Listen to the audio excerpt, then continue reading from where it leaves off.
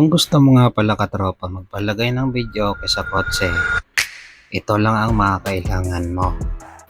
Una dyan sa listahan natin ay itong Platinum KS100 na karaoke player. Ang maganda kasi dito, meron siyang built-in na TV Plus. Tapos, pwede rin siyang pang video okay.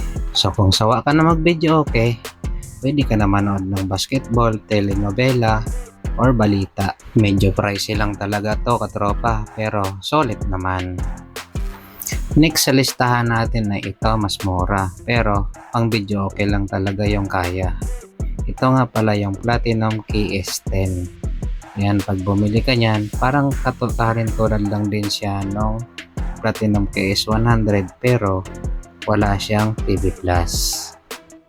Next naman natin katropa ay itong microphone.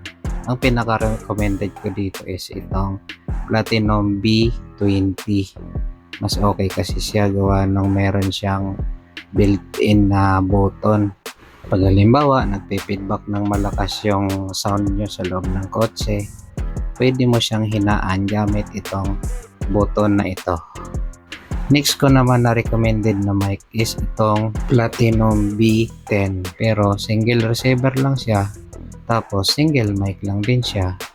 Mas okay pa rin yung B20 para dual mic. So kung merong magduduet sa loob ng kotse mo nakakanta, pwede mong ibigay sa kanila tong dalawang mic. So ayun lang lahat mga katropa. Kung gusto nyo nga palang bilhin yung mga yan, ilalagay ko na lang siya dito sa ating yellow basket, or di kaya hanapin nyo na lang siya sa shop kasi minsan out of stock tong mga to eh. Maraming salamat po sa panonood mga katropa. Ingat-ingat po. God bless. Ride safe at drive safe.